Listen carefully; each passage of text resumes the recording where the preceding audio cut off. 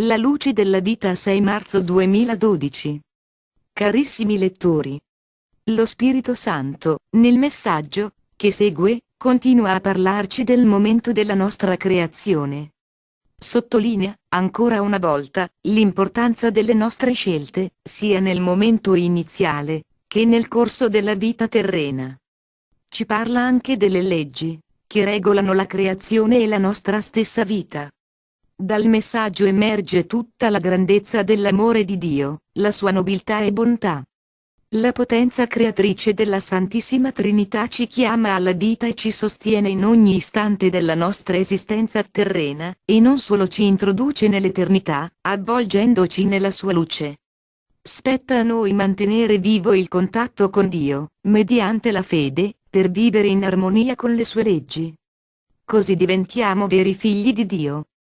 Vi auguro di scoprire la vita di Dio in voi, e di lasciarvi riempire dalla sua luce, affinché ciascuno sia colmo della potenza divina, che crea e ricrea ogni cosa, e ci rende testimoni della sua grandezza. Così, tutti insieme, diventeremo il vero popolo di Dio, regale e sacerdotale, quel popolo che Dio desidera. Vi saluto e vi benedico in Cristo. Stefania Caterina. Messaggio dello Spirito Santo del 29 febbraio 2012. Vi saluto e vi benedico. Desidero continuare con voi il discorso sulla vita umana, che è di grande importanza per ciascuno di voi. Vi ho spiegato che la vostra esistenza ha origine dalla grande vibrazione della vita, che Dio imprime in voi al momento in cui vi crea. In questa vibrazione è contenuta la potenza divina creatrice della Santissima Trinità.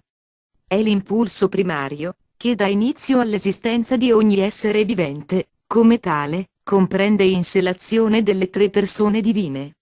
Da questo istante, cominciano ad operare in voi le tre grandi leggi dell'universo. La legge della luce, del suono o vibrazione e del calore sono leggi spirituali e naturali al contempo, e sorreggono l'intera creazione.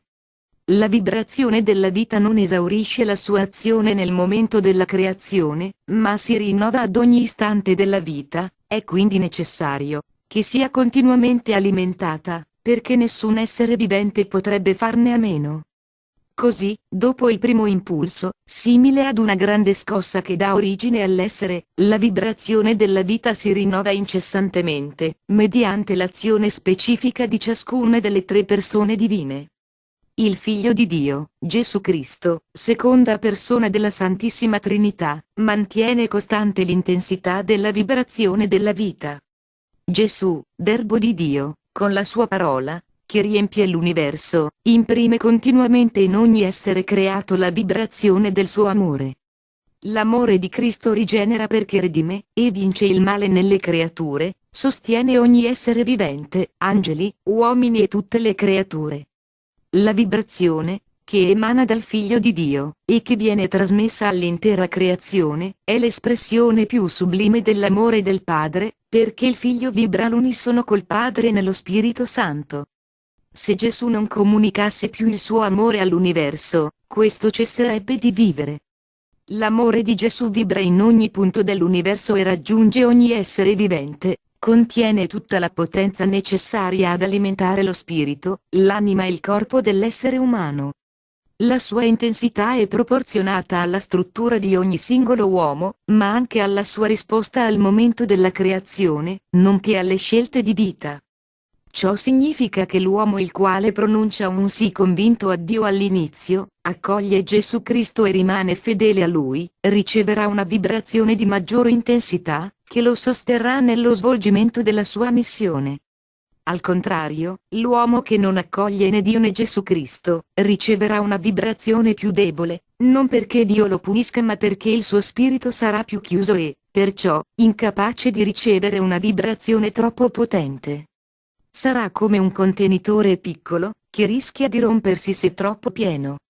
Dio rispetta la vostra libertà?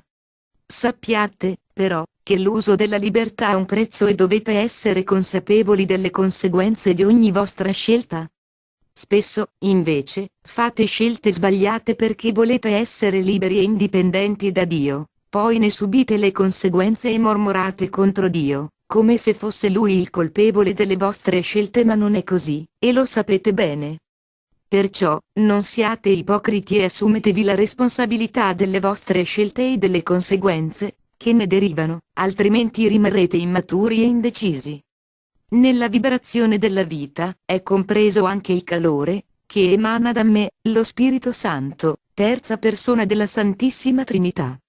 Il calore è l'elemento che permette alla vita di sbocciare e di mantenersi ininterrotta. Sapete bene che senza il calore del sole la vita sulla terra cesserebbe. Lo stesso avviene nel vostro spirito, nell'anima e nel corpo. Senza il mio calore, che trasmette amore, intelligenza e forza, sareste come fantocci inanimati. Il mio calore vi avvolge e guida ogni processo biologico del vostro essere, fin dai primi istanti di vita. Alimenta la vostra intelligenza e vi indirizza verso Dio, vi apre alla conoscenza del mistero della vita così come è in Dio e vi protegge dal male. Anche il calore, che ricevete da me, è proporzionato alle vostre scelte, sia al momento della creazione, sia durante l'esistenza terrena. Più siete uniti a Gesù, più io posso agire in voi, perché la mia opera non è mai disgiunta da quella del Figlio di Dio. Perciò, quando offrite la vita a Gesù Cristo, attraverso il cuore immacolato di Maria, mi permettete di agire pienamente in voi, ed io vi oriento continuamente a Cristo, perché siate riempiti del suo amore. A sua volta, Gesù mi manda a voi incessantemente ed insieme, Gesù ed io, offriamo la vostra vita al Padre perché vi doni la sua luce. Desidero soffermarmi, in particolare, sulla luce della vita, che emana dal Padre. Essa è il suo sigillo, posto su ciascuno di voi, e vi accompagna nella vita terrena e nell'eternità. Anche la luce del Padre è impressa in voi al momento della creazione, mediante la grande vibrazione della vita, ed è commisurata alle vostre scelte. Se avete scelto Dio, avrete più luce, altrimenti ne avrete di meno. Cos'è la luce? È intelligenza, consapevolezza dell'essere figli di Dio. È verità e santità, è la percezione chiara dell'immagine di Dio in voi. È anche potenza spirituale, che vi fa sovrastare le forze del male e vi rende vittoriosi nelle prove, è gioia e pace. La luce di cui parlo è anche una realtà fisica, presente nell'universo ed è ciò di cui è fatta la grande barriera del cielo. Sì, la grande barriera non è altro che una immensa fascia di luce di enorme potenza. Solo gli spiriti puri la varcano, e le anime dei defunti. Le forze oscure del male non possono invece oltrepassarla, e neppure le creature, se non quando Dio eccezionalmente lo permetta, come avviene nel caso delle umanità dell'universo fedeli a Dio. Subito dopo aver ricevuto la prima, grande vibrazione, che vi chiama alla vita, la luce comincia ad agire nel vostro spirito. La sua azione è indispensabile, perché siete chiamati a decidere, già al momento della creazione, se servire o meno Dio. Perciò vi è data la luce fin dal primo istante, affinché si apra la vostra intelligenza e possiate scegliere. Dopo aver fatto la vostra scelta, Dio vi immette nella realtà nella quale vivrete. Dovete perciò passare attraverso la grande barriera così, dalla dimensione del puro spirito scendete nella realtà materiale dove inizia la fase della vita nel corpo, sulla terra o altrove. Un corpo mi hai preparato, sta scritto, ed è così. Non cercate adesso di capire razionalmente se Dio crei prima lo spirito o il corpo, perché non ci riuscirete. Non perdetevi nelle vostre astruse filosofie, perché il pensiero di Dio non ha nulla a che fare col vostro, ed egli ha il potere di pensare e creare in un solo istante tutto ciò che vuole. Dio nel pensare crea, in lui non esistono schemi definiti, il suo pensiero è libero. Il passaggio attraverso la grande barriera è un grande passaggio nella luce, perché tutto il vostro essere viene illuminato. Così Dio vi mostra con chiarezza ciò che avete scelto al momento della creazione, ciò che vi attende nella vita come conseguenza della vostra scelta iniziale, e vi indica chiaramente la strada di Cristo, quale unica strada, che può correggere le scelte sbagliate, e che un giorno vi permetterà di tornare a vivere in pienezza nella dimensione spirituale. È un ulteriore aiuto da parte di Dio, che è dato a tutti indistintamente, a coloro che hanno scelto Dio come a coloro che lo hanno rifiutato. Lo stesso passaggio nella luce vi attende al termine della vita terrena, poiché anime dei defunti oltrepassano la grande barriera, per entrare nella dimensione del puro spirito. Così come all'inizio vi viene mostrato ciò che vi attende, così alla fine vi è mostrato ciò che avete fatto. Anche questo è molto importante perché, in tal modo, Dio dà ad ognuno la possibilità di riconsiderare il suo comportamento, e di accogliere pienamente la salvezza, che Gesù Cristo gli offre. Anche coloro che nella vita hanno rifiutato Dio e agito in modo contrario alle sue leggi, hanno la possibilità di pentirsi. La luce della barriera mette a nudo ogni cosa, e mostra quello che ciascuno è di fronte a Dio. Qui non servono più le discussioni né le giustificazioni, perché la luce di Dio vi mostra ciò che realmente siete, e ciò che avete compiuto in vita. Così la misericordia di Dio vi viene incontro e vi prepara a ciò che vi attende nella dimensione dello spirito, nel paradiso o nel purgatorio, e cerca in ogni modo di evitarvi l'inferno. Anche qui tutto dipende dalla vostra scelta e dal giudizio particolare, che vi attende. Vi parlerò di tutto questo prossimamente, perché c'è molta confusione al riguardo anche fra i cristiani.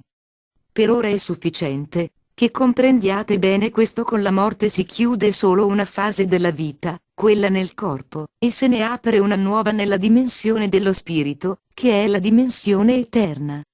Mentre vivete nel corpo, se avete fede in Dio e in Gesù Cristo, e se progredite nel cammino della fede, la luce, che avete ricevuto da Dio, e che è racchiusa in voi, potrà aumentare.